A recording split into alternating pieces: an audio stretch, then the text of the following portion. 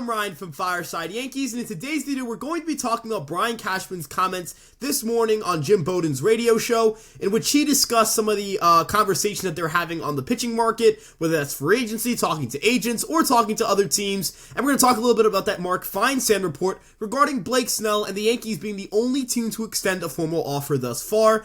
I hate to burst your bubbles, but it's probably not going to be a conversation about how we're going to end up with Blake Snell, more so throwing cold water on the idea. But before we get into everything, make sure you guys like, comment, subscribe, let us know what you guys think in the comment section below, and join the conversation on Twitter, Instagram, TikTok, Facebook, or of course, this YouTube page. With that being said, let's get things started talking about Brian Cashman's comments in Jim Bowden's radio show. Now, Brian Cashman mentioned that he feels comfortable with the bullpen if need be, but that they're having active conversations, looking for other relievers, looking for guys to supplement their pitching staff, and they're doing so on the trade and the free agent market, as he specifically mentioned, talking to agents as well. So it is interesting to see that the Yankees are involved in those conversations. Obviously, the Yankees have been linked to various relievers. Hector Neris, Wandy Peralta, Keenan Middleton have all been names that have popped up. They were linked briefly to Robert Stevenson. He is now signed with the Los Angeles Angels, and there were some spatterings or some, I guess, fan rumors, or maybe just a desire to maybe go after a guy like Josh Hader. He is now signed with the Houston Astros on a 5-year, $95 million deal. So those are two guys who are off the market. I didn't anticipate that the New York Yankees were going to end up with Josh Hader, but I am a little bit disappointed that they didn't end up with Robert Stevenson.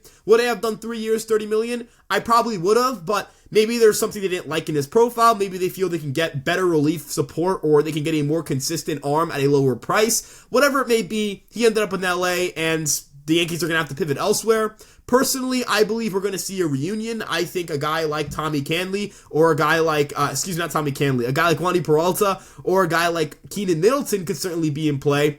And also, there are some cheap relievers in the market. David Robertson's a guy that Alex and myself spoke about this morning on the podcast. You guys can check that out. And of course, it's really important to talk about the fact that the Yankees shouldn't probably go out and spend a boatload of money in their bullpen, considering how well they can develop guys and how much they can optimize and maximize player value out of the bullpen. What the Yankees don't have in terms of, hitting depth at times is always made up for in bullpen depth. The Yankees can just find guys and convert them into relievers. This past season, we saw them do that with Randy Vasquez and Johnny Brito. And then in terms of minor league free agency, they brought in Ian Hamilton, and he gave them really valuable innings. I shouldn't discount the production that they got from Nick Ramirez as well, although he didn't pitch in many high-leverage situations, and when he did, he wasn't very reliable in those spots. But with that being said, going back to the free agent market here, the New York Yankees are going to be active in those conversations. I don't anticipate that they're going to end up with Hector Neris because of the fact that Jack Curry threw cold water on that and mentioned pretty quickly into Hot Stove that he didn't expect the Yankees and Hector Neris to form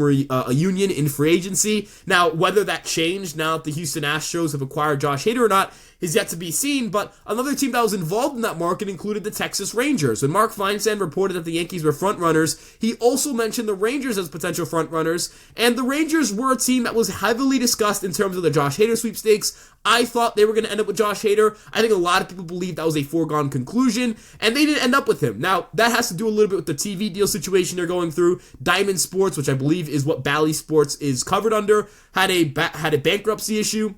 They're currently trying to figure out their situation, and the Rangers are trying to solve, their revenue problems. There's a reason why Jordan Montgomery has not signed yet, and I think that's a big reason for it. Now, Josh Hader would have been out of their price range if they aren't currently in a position to pay Jordan Montgomery just yet, but Hector Neris might be right in their price range. He would probably be a 2-year commitment at around $10 million a year, and perhaps they're a little more desperate to say, here's a third year, or here's $12 million a year. We just need somebody who can anchor the back end of this bullpen. They lost Aroldis Chapman in free agency, although he hasn't signed with the team yet. He hasn't signed with the Rangers either, so as of right now, they don't have him. Jordan Montgomery is still a free agent, so they currently have a little bit of a hit to their starting rotation. Max Scherzer announced shoulder surgery to clean up some stuff there, and he'll be out until around the All-Star break, so that's another hit to their pitching staff.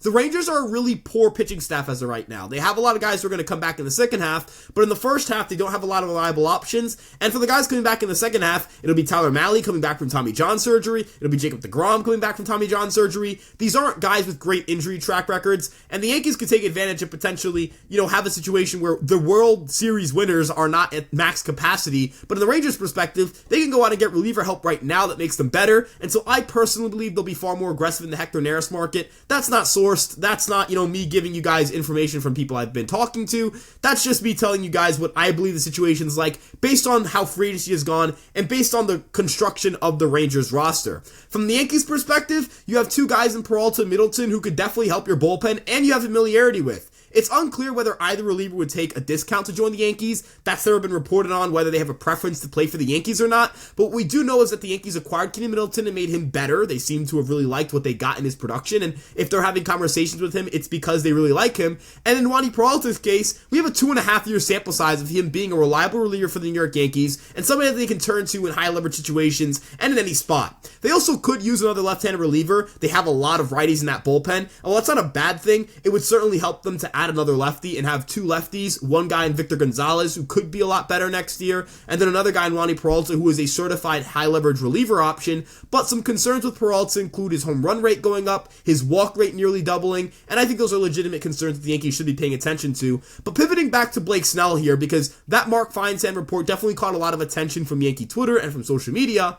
I don't believe the New York Yankees are going to end up with Blake Snell. I mentioned this on the morning podcast as well, but if the Yankees sign Marcus Stroman, it wasn't with the thought process of we need to go out and wait for Blake Snell to come sign with us now. It's probably with the thought process of we didn't like the offer that we got. We didn't like the market for Blake Snell, and we chose to go with a cheaper and shorter term option because that's what we feel more comfortable doing. And that's a justifiable process, but I believe that's the Yankees process, whether you agree with it or not. If Blake Snell were to sign a 1-year deal somewhere, could the Yankees be involved? Sure, but is Blake Snell going to sign a 1-year deal or even the deal like Correa signed, where it was effectively a 1-year deal where he had a player option at the end of the year and it was expected he was going to take it? I don't think the Yankees are in that situation as well, or I don't think Blake Snell's in that situation, and I think he's going to get a lot of money somewhere. The Yankees are willing to offer $150 million over 6 years. What is Blake Snell going to do after winning the Cy Young that is going to drive up his market even more, right? Like that's really the big thing here. He already won the Cy Young. He already had his best year since 2018. He already had that dominant year. What else does he have to prove? And that's probably what Scott Boras is arguing on the negotiating table. That's probably what Blake Snell is feeling right now. Why would he go through more uncertainty with his money to sign a deal with a team that, may not bring him back on a long-term deal? And secondly, why take that gamble and leave $150 million on the table if you're not looking for more money?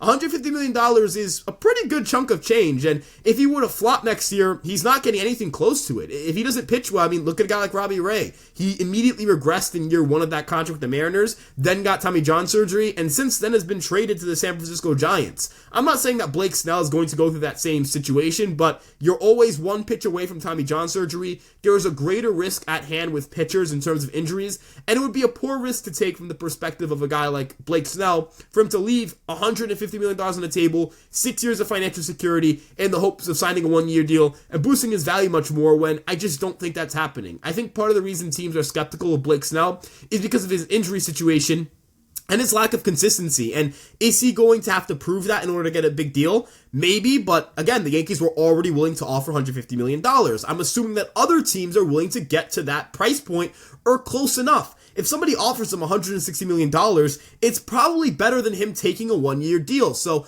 again, I just don't believe it makes much sense for Blake Snell to do it. Obviously, crazier things have happened. The Yankees just signed Marcus Stroman. That was pretty crazy. I didn't see that happening. I don't think anybody saw that happening. It was a very unlikely union that kind of came to fruition very quickly. Perhaps a Blake Snell and New York Yankees reunion could come to fruition quickly. But again, unless things change, unless Blake Snell's demands change, unless what Blake Snell's looking for changes, it's not going to happen, most likely. And the Yankees are not going to foot the bill on another 9-figure deal when Juan Soto's an impending free agent. If you want the Yankees if you want to guarantee that the Yankees will have a very competitive offer for Juan Soto, you don't want them to sign Blake Snell to that deal. Because if they do, I doubt that they're going to have the same aggression in the free agent market next year. Not even just looking at Juan Soto, but if they want to make another pitching addition. What if Marcus Stroman doesn't pan out? What if Nestor Cortez doesn't rebound? What if Clark Schmidt isn't good enough? Then they're not going to have the financial flexibility to go make the moves they need to make in order to get better. Again, if Blake Snell were to take a deal where the Yankees could get out of that contract in the short term, that would certainly be ideal. But again, from Blake Snell's perspective, what can he do that is going to boost his value more than it already is right now? He is the reigning Cy Young winner in the National League. He had the lowest ERA in baseball. He had 180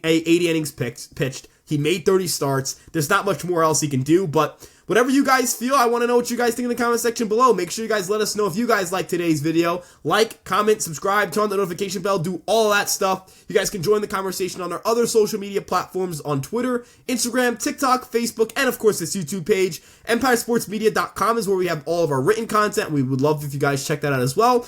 We're constantly covering news, rumors, reports, and doing analysis pieces, so you guys will definitely love that. And we got covered for all of your New York sports teams: Giants, Knicks, Jets, Mets, all of it and more. So with that being said, we appreciate you guys stopping by, and we'll see you guys in the next one. Peace out.